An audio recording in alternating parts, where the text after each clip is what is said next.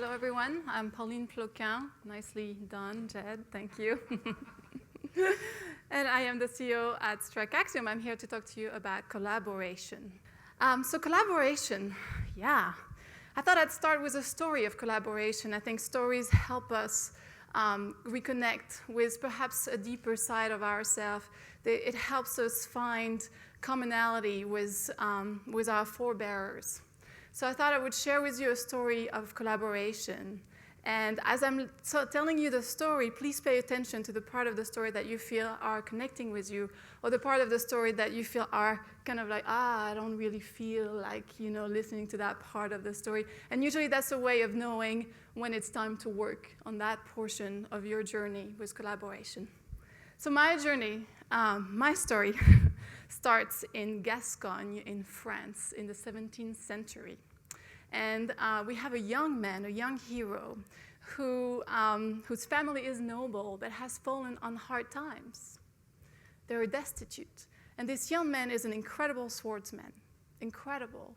And he's got a big dream, a big, great dream to join the Royal Guard in Paris. Now think of the Royal Guard as the Navy SEAL of today. We've been reading about Osama bin Laden's raid, fascinated by those guys, right? So that's what he's wanting to achieve is, get to Paris and attend the Royal Guard. So he gets on his way, and on his way he's got 4 things going for him. He's got a horse, he's got a sword, he's got a letter of recommendation from his father, and he's got a small purse of money. So he gets off, and the routes are treacherous in those days in France, and on the way, his letter and his money get stolen. So now he's got only 2 things going for him. Now he gets to Paris, and he gets to the interview, and the interview goes okay, but he's quite dejected. His letter of recommendation is really important, so he walks out, and I imagine him at this point, he's kind of moping, young man, kind of moping, and he runs into a man. And at this point, I think he's like having none of it. That's it. He's not taking it anymore, right? So he challenges him to a duel, very French. And he continues to mope around, and another man kind of, says something offensive to him, and he's like, off with you, we will duel you tonight. So that's 2 men. And then a third man, poof, duel tonight. So he shows up that night in the street of Paris to duel these 3 men. And then he starts, fighting them, bum, bum, bum, bum, bum. And then he begins to realize there's something going on between these 3 men, an uncommon bond, something really unique. It's flowing, the communication, they're talking to each other. Imagine they have plumes on their hats too. So it's flowing, and they're communicating with each other. And so he's starting to go, maybe I put myself in a weird situation here. I don't know what I've got, but he's got great swordsmanship, so he continues to battle them. Now, fighting in the streets of Paris in those days is illegal. So at this point, the police show up. It's actually the cardinal's men, but it's the equivalent of the police. And there's 15 of them, and there's only 4 of them. And this is my favorite part of the story. I don't know about you, but this is when they stop fighting each other, and they turn around, and they fight. They take on the 15 men, the police, right? And then this magical thing happens. They start flowing, they start communicating, plumes are flowing again, and they prevail. They prevail. Can you guess which story this is? The 3 Musketeers. So my young man's name is D'Artagnan, and the 3 men are Athos, Porthos, and Aramis, and they are known as the 3 Musketeers. And they have the best motto of all for one, and one for all. I wish I had it for my collaboration. I think for me, I get so excited listening to this story because there's such hard work that goes into getting together. It's not easy, right? But if you look at the reward, all of us coming together to form one unit, and the one giving back. So it's a 2-way street. Maybe you let go a little bit of your identity to be together, but it gets back to you, it gives back to you. So it's hard work collaborating. So my journey of collaboration starts here. This is me at 4 years old. And I'm a very shy little girl. I have to tell you this right now, this is not easy for me doing this. very shy little girl. Carl Jung, the psychologist, would say, I'm an introvert thinker. And you can see here, dealing with people on a day-to-day basis is not easy for me. And so I discovered the pleasure of reading, and I realized that you could learn about people without actually having to deal with them. That was great, right? Well, my parents had a whole different idea about that, and they took me out when I was 4 years old. We moved to Algeria and then to Senegal and different countries, and I had to learn different culture, different languages, different religion, and I became a student of collaboration because I had to. I think you become a teacher of what you have to learn the most. So I became so fascinated with collaboration that I thought I would join what I felt was the greatest collaboration of all, the Olympic Games in 2002. And as I sat there, I have to tell you, at the opening ceremony, and took stock of what we had created together, all 1,500 of us, 26,000 volunteers, and what the athletes were going to do, and what the spectators were going to do, I had a revelation. I realized that I could have never done this by myself. It was incredible. You know, I don't know if you remember, but the snow started to fall lightly. It was magical. The whole universe conspired to make the event incredible. So the merger. The reason why I'm here to talk to you about collaboration is that I'm part of a group called StruckAxiom, and we're the result of a merger. And on the books, it's a textbook merger, right? Take Struck, high-level digital and advertising group, and Axiom, a high-level branding group. Similar culture, there was 20 at Axiom, 45 people at Struck, and you think, perfect, put them together, easy peasy. Well, I want to share with you 3 things that I have learned through this merger, through this process of collaboration, and you'll see that they all tie back to my story of D'Artagnan and his Musketeers. The first thing I learned through that process is that any collaboration needs not only a vision, but an inspiring, soul-stirring vision. We don't show up at work, I realize in our industry at least, in the creative industry, I don't know about you guys, but we don't show up at work to do something mediocre. We show up to do something extraordinary. We all want to be the hero. We all want to be D'Artagnan and the 3 Musketeers, right? So we had to come up with a soul-stirring vision. Now, how do you come up with a soul-stirring vision? Well, I've been studying people, visionaries, my whole life. I've had the opportunity of working with incredible people who have ideated in front of my very eyes, and I have to tell you what they all have in common is that they are untethered from reality. They have the courage at one point to let go of the past, let go of the future, and stand in this very space where there is nothing to stand on.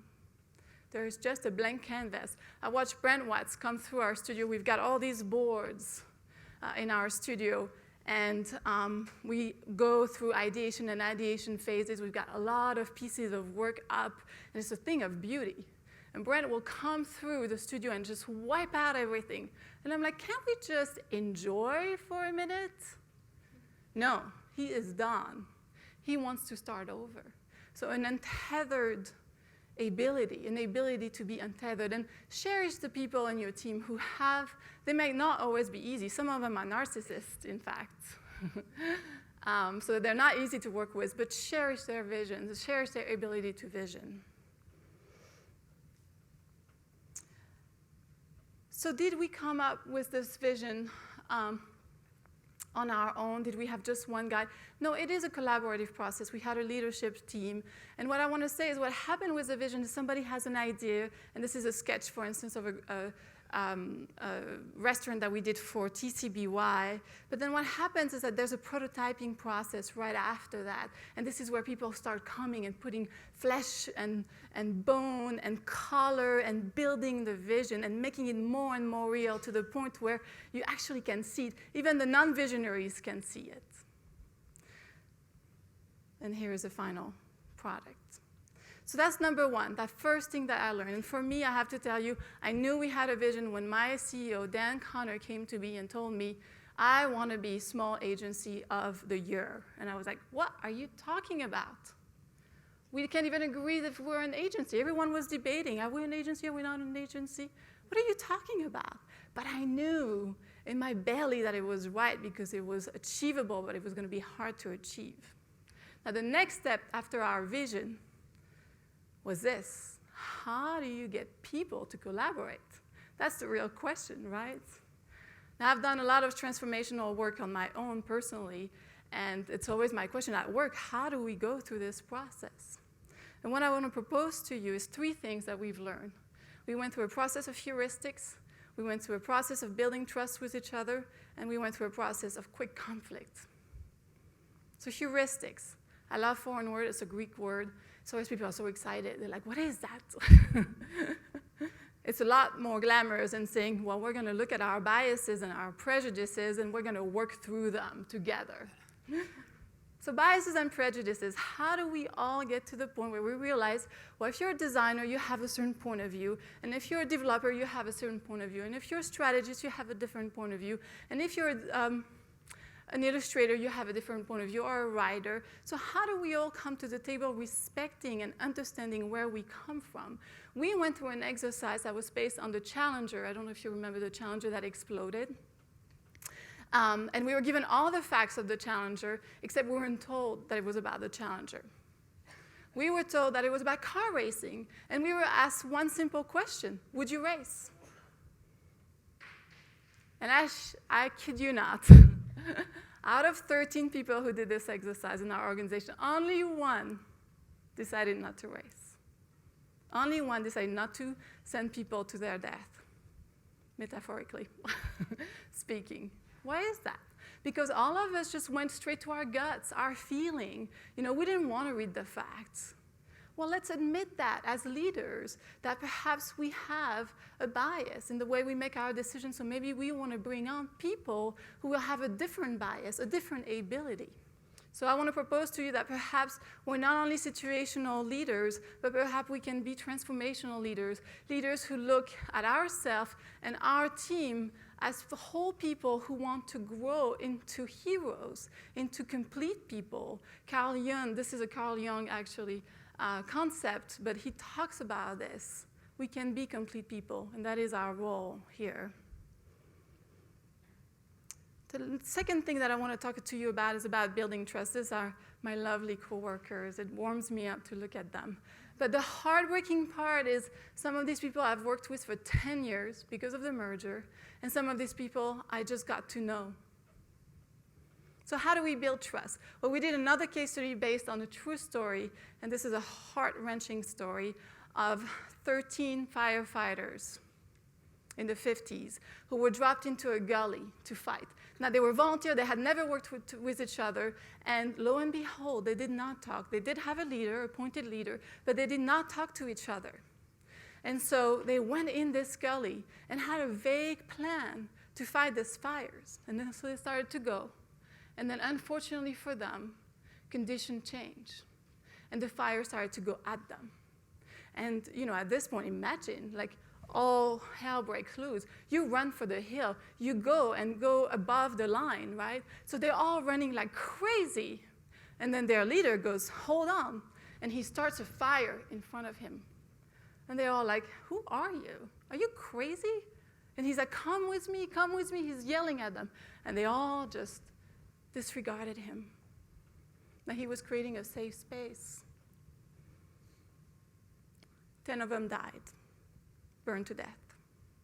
Now I know I'm in a somber mood, but it breaks my heart to think of like what we do to our teams, sending them fighting fighters without a plan, without a role definition. So building trust, how do we do that? Well, we tell stories, we talk, we communicate constantly, and we talk about not just work and strategy, but we get to know each other. And then the other thing that I want to propose to you is that perhaps role definition and titles are a different thing. Depending on the project, perhaps being a leader in title is not appropriate for this project. Perhaps you will be more trusted if somebody else takes the lead for that project because he or she knows what they're talking about. So a robustly networked force improves information sharing, situational awareness, and self-synchronization. Remember D'Artagnan and my 3 Musketeers, they're self-synchronized. It's a beautiful thing. The last thing I want to talk to you about as part of the will to collaborate is quick conflict. This is my new favorite thing. I realize that this culture particularly is averse to conflict. We all want to get along and be so nice all the time, right? And I do too. But I realize, and we all realize through several exercises, that actually, let's get the two people that have an issue with each other in one room. And let's just talk about the conflict. Let's get it out. Let's communicate, and let's resolve it right here and then. This is something that I learned from Jeff Wright, another partner at StruckAxiom. And it works. It's like lifts the weights from your shoulder. All of a sudden you're communicating. You know, your team is self-synchronized, and they're not afraid of communicating because they know that they can have a quick conflict and get it resolved. So the third and last thing that I want to share with you that we learned is this idea of a strong container, right? I love the vision of a container. We have a vision. We have a team that is communicating, that is self-synchronized. Now we need something to hold them. Now, of course, time. You know, the Olympic Games, we had that opening ceremony at that date. We were not going to move it, no matter what. So we were making decisions. We were collaborating like crazy. But time frame, place, being there in person. We have 4 offices. I'm constantly flying to see them. Why? Because of that trust factor. We have to be in the same place. And the last thing I want to share with you is the container of culture. What I realized through this process is that people are so identified with their job that when we merged, it felt like they were dying. They felt like they were losing their identity through this merger. And we had to go through a process of defining our culture to say, it is okay. We all believe in the same values. And so we went through a branding pillar process, and we came up with our values, and now we hold each other accountable to this. And we came up with our rallying cry, if you were, and that is, be greater than. Now that's exciting, right? It's almost like all for one and one for all. So back to my D'Artagnan story, my 3 Musketeers. Now, D'Artagnan started with a great big vision. And then on his way, notice that when he found his collaborator, what did he do? He challenged them to a duel. He had quick conflict with them, and he got to appreciate their skill sets, and they became friends for life. Alexandre Dumas wrote another book about them 20 years later. They're still friends. They still have that in common bond. And then finally, what did they have? They had the container of the Musketeer culture, all for one and one for all.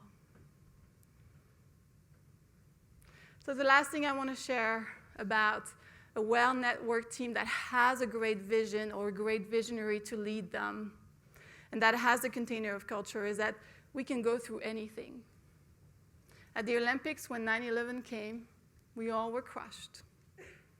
It was 6 months before our own event, our own opening ceremony, and I think the entire world was on its knees. I have to tell you, it was the most incredible thing any one of us had experienced. And yet we realized that we had a chance after that to be the first peaceful event, international peaceful event, to be hosted on our soil, on the United States soil. And it was a very healing moment when that flag came through the stadium. So we can survive anything. And I have to propose to you that perhaps as we're trying to become collaborators and trying to become heroes, really the process is to transform, to get beyond our own limitation. And what better way to do it, what only way to do it than collaboration? And perhaps the end game is collaboration. Perhaps that's why we come to work, is because of that uncommon bond we have with these people. So that's what I have to say about collaboration. Thank you very much.